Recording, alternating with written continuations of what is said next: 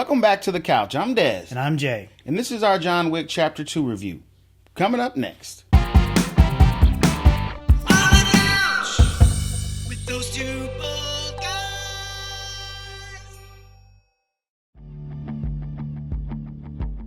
John Wick Chapter 2 is a 2017 neo-noir action thriller directed by Chad Stahelski and written by Derek Kolstad.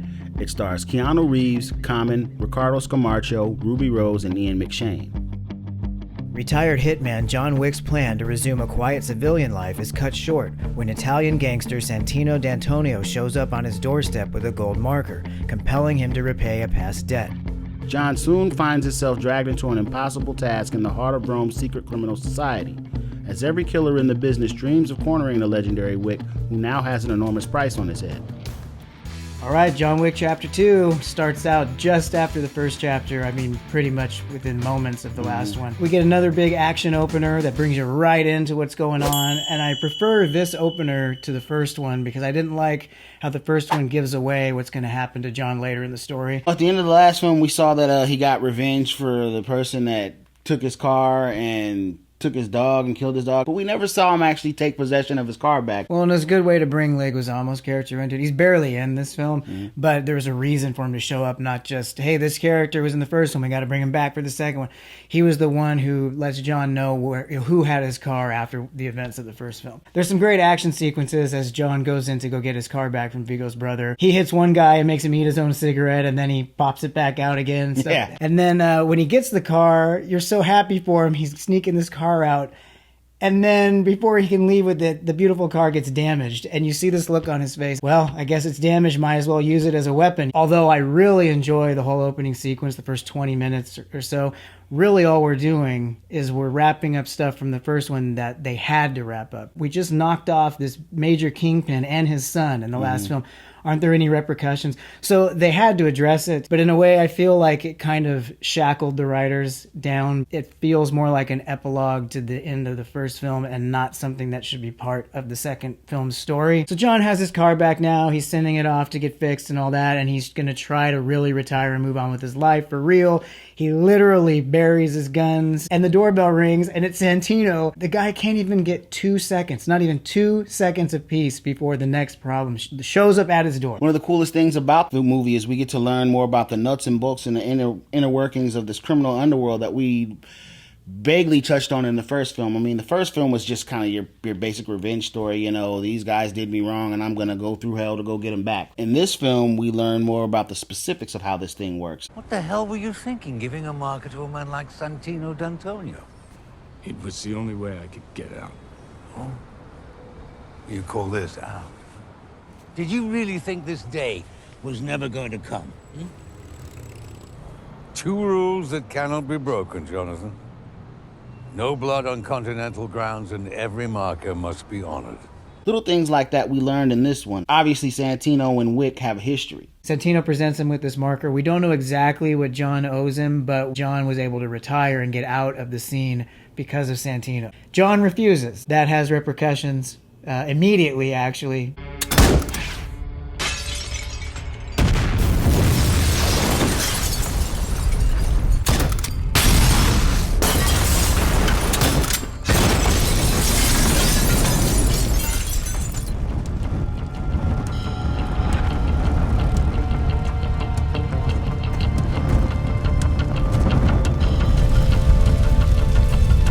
John, having no home anymore, now goes to Winston at the Continental. That's when we find out D'Antonio wants him to kill his sister. There's a high table, and he wants her seat at the high table. There are 12 seats at the high table.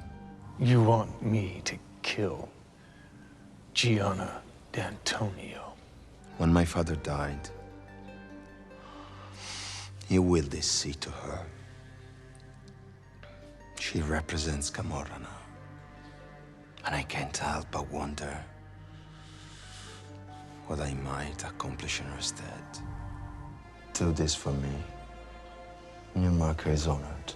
You get to see him go to different places to acquire, blueprints and weaponry and, his outfit that's kind of bulletproof, that kind of stuff. putting all these things together, putting them in place, which is all a part of this criminal underworld, which is connected to the Continental and Winston services. It's definitely borrowing from James Bond at this point. We've even got like a Q type character that's giving him the gun. They even have some of the same exchanges. What's next? I need something robust, precise. Robust, precise. AR-15, 11.5 inch, compensated with an iron-bonded bolt carrier.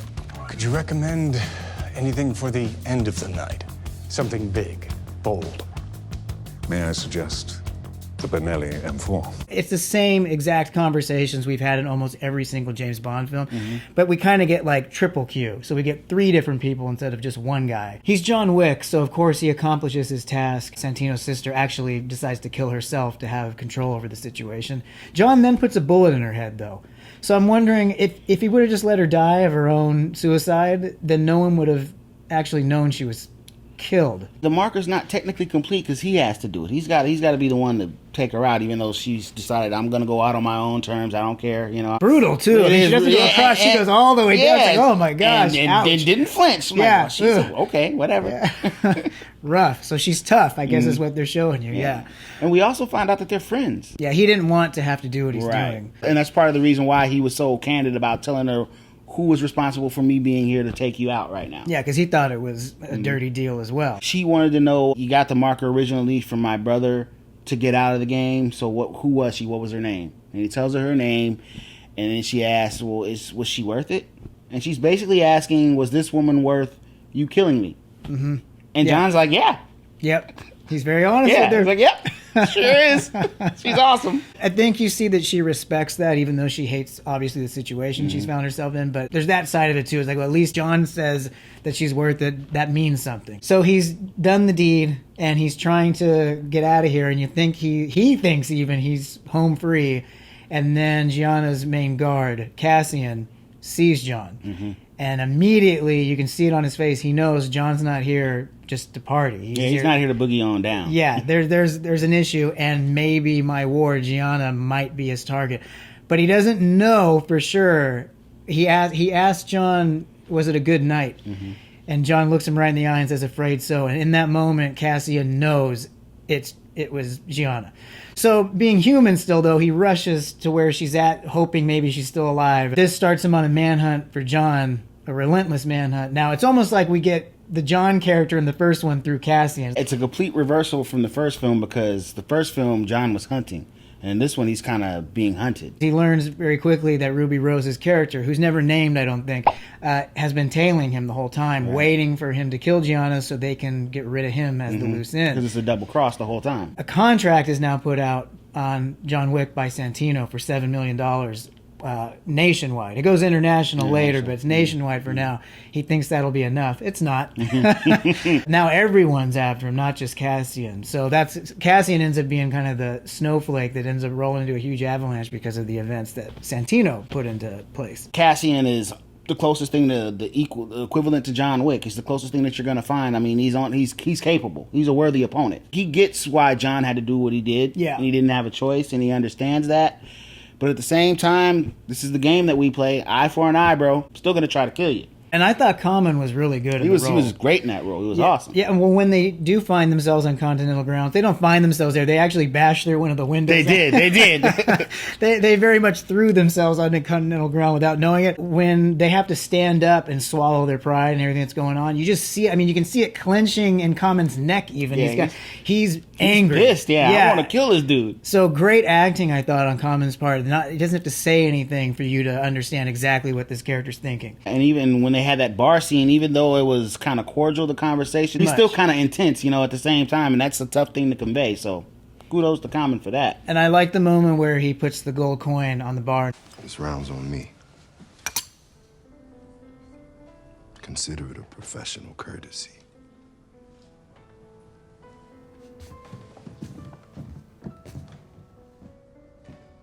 It's a good setup for what gets paid off at the end of this fight. When they meet in the subway, neither one of them have guns anymore. It's a knife fight now. So they're, going back and forth and trying to one-up each other. It's really a testament to what John Wick's character really is. It was mentioned by Viggo's brother in the beginning of the film that he's just a guy of sheer will.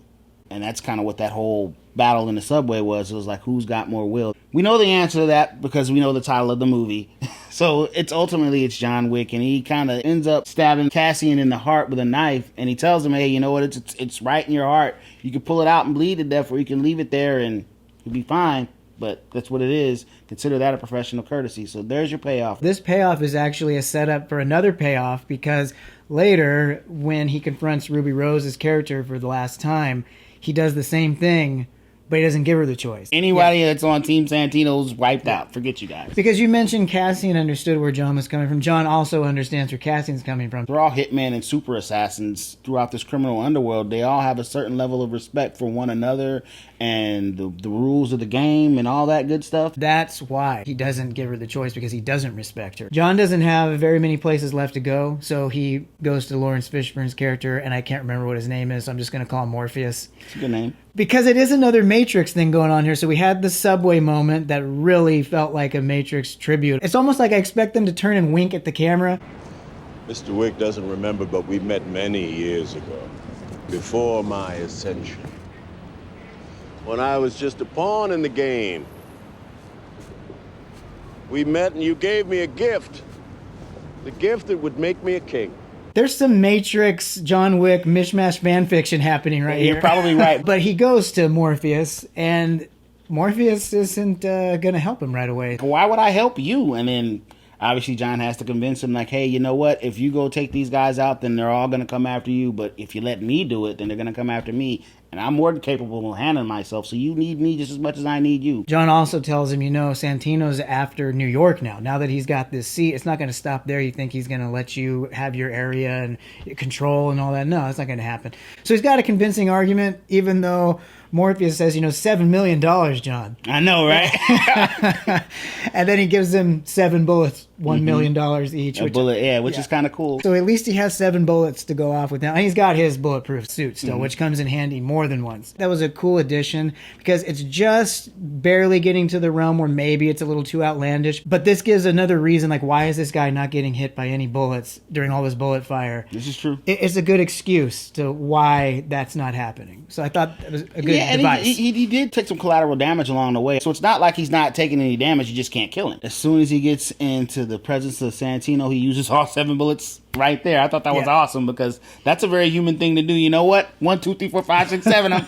I'm taking them all right now. And what's Santino doing? He's living it up with all these rich la-di-da. They're in a... Well, he's the high council now, so he thinks, hey, I'm the king of New York. He's got this contract out, so I guess he feels he's safe, but the audience is going like, come on, this is John Wick. Yeah, what are you doing? You should know this. John is not shy about telling people who gave him this marker. I don't know if maybe there just wasn't any time for it to spread, but with all the electronic devices and all that stuff and the way these assassins talk to each other, they all know kind of what's going on. You would think that would have gotten out. And so at least one person at this party Santino's having would know, hey, you killed your own sister. How would he keep this completely under wraps when John's already told a couple people? Word had to have spread at least a little. I agree with that. If I'm one of those people in that criminal underworld, and you know what, Santino, I know you're responsible for your sister's death, but at the same time, if he can do that to her, he can do that to me too, so why would I cross him? So John shows up, and he uses all 7 of his bullets, and I love how he improvises. He just kind of just throws the gun at people. I thought that he did that like 2 or 3 times, and there was even one scene earlier when he was escaping after he had killed his sister where he had ran out of bullets, and he just kind of burnt the guy in the chest with the hot barrel of the gun. I mean, this is just an action flick. Shoot him up, bang, bang, that kind of thing.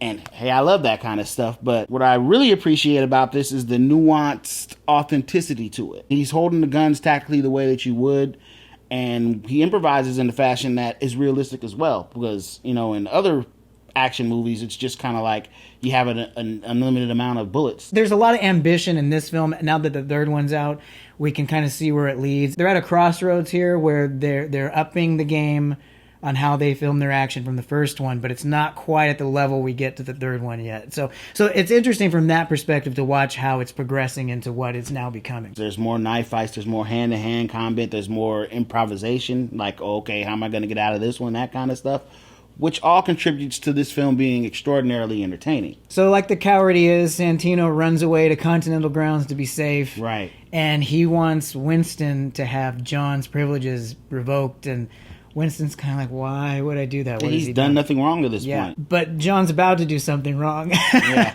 Winston's standing right next to him. Don't do it, John. Don't. Like, he knows. Yeah, he knows he's fuming, and Santino thinks he's covered by John's respect for the rules. You know what? Duck sauce is the best sauce ever, and just eating, just like, whatever. You're not going to do anything. But he's even kind of poking at him a little bit. Hey, you're not going to do anything. I'm going to make fun of you right in your face, and there's nothing you're going to do about it. Jonathan, just walk away. Yeah, Jonathan. Walk away.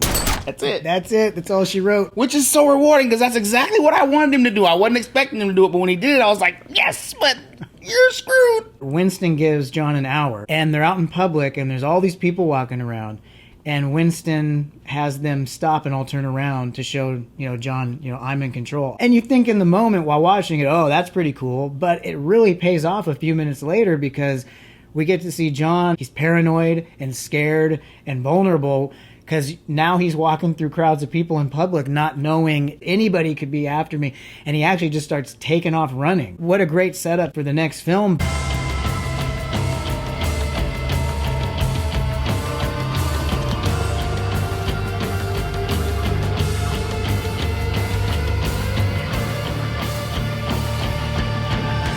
John Wick 2 was a very fun ride. I think I enjoyed the first one a little bit more than the second. At this point, we've already established that John Wick's a badass and he's gonna overcome insurmountable odds pretty much at any given point in time. What's cool about this film is we got a peek behind the curtain into the inner workings of the criminal underworld, and learning more about that world is incredibly fun. A great performance by Keanu Reeves and everyone else involved. I'm gonna go ahead and give John Wick Chapter 2 3.5 out of 5 shiny bald heads.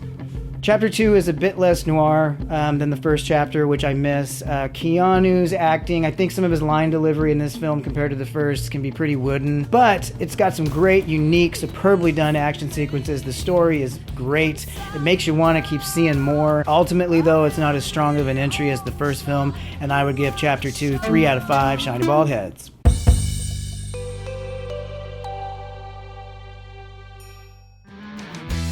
Last time on the couch, we reviewed Rocky 3, so if you missed it, now's a great time to check it out. And don't forget to check out our original John Wick review. If you enjoy what we're doing, please hit that like button and subscribe. To receive alerts when new videos are posted, don't forget to click the bell icon. Thanks for joining us on the couch.